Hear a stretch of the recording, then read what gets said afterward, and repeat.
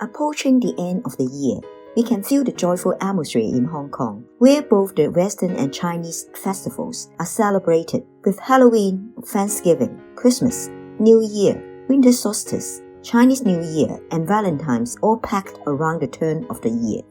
Coming with these celebrations are all forms of sweets and confections. In this episode, we are going to see Mahjong as something edible and sweet. Man finds sweetness pleasurable possibly as a part of our survival instinct because sweetness means immediate and concentrated sources of energy. Associated with happiness, sweet foods are made to celebrate festivals and special days in both the East and West traditions. As shown in our earlier episode, thematic cakes like dry Mahjong tiles, Mahjong tables, or cakes topped with Mahjong as decorations are made for special days. On Halloween, kids visit homes to collect candies, while on Valentine, lovers exchange chocolate. As desserts, pumpkin pipes, gingerbreads, and other seasonal confections are made for Thanksgiving and Christmas. Similarly, in Chinese tradition, rice balls in sweet soups, tongyuan, are eaten during the winter solstice as a symbol of being all together. During Chinese New Year, to serve guests, families prepared full boxes of assorted candies and dried fruit, each of which represents some good words or wishes. People also make cakes, go, which sound like the Chinese word for high, with sticky rice, water chestnut, red beans, wheat flour, and other ingredients, hoping to have an up and rising year. Tracing back the history of sweetness in many civilizations, honey was the first source of sweet taste. In China, there's a long history of producing super thick maltose syrup from germinating grains such as wheat, corn, and rice since the Shang dynasty.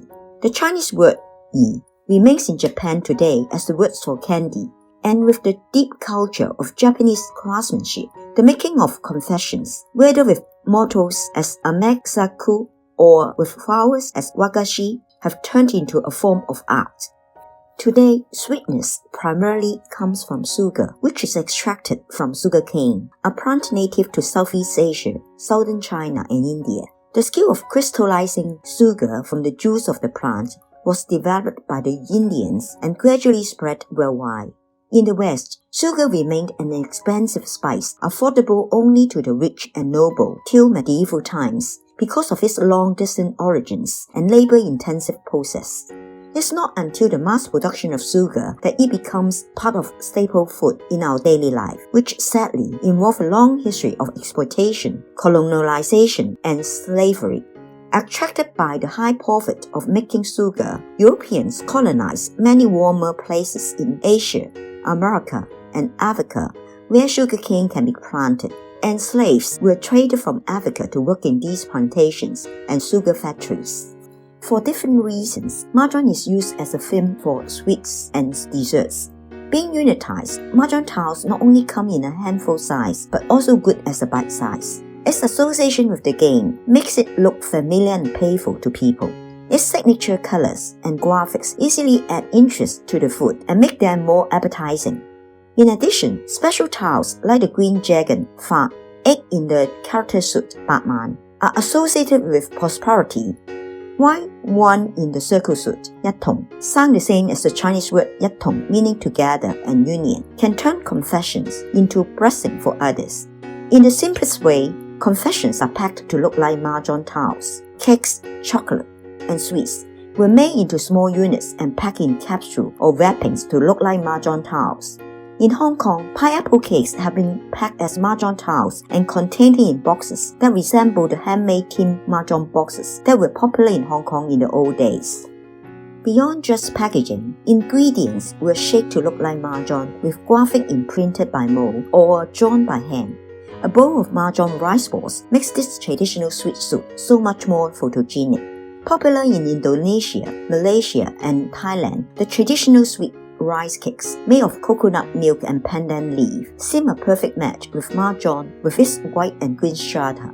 It becomes the most popular type of Mahjong thematic dessert and is often interestingly presented with other items like bandnotes or on special display box. Apart from Chinese cakes, chocolate, marshmallow, and even macaron were made as Mahjong tiles. For Glocal Mahjong, in the past, we have also created a collection of Mahjong thematic sweets for an event. Apart from the coconut and pandan cake, Mahjong cookies and chocolate we mentioned before, we have made small lollipops and sourced tiny Mahjong candy tiles embedding very delicate Chinese character, which were made through a long process of pulling and stretching candies. Apart from these, we have many other interesting ideas. As the winning of the Mahjong game is called "食糊" in Cantonese, which literally means eating a paste, it will be fun to create cereal packs with Mahjong tiles as favors for people to start a day with a winning hand. We hope one day you can come to us for thematic high tea with many edible Mahjong tiles, and from our high tea you can sample the indigenous East Midwest tastes from Hong Kong.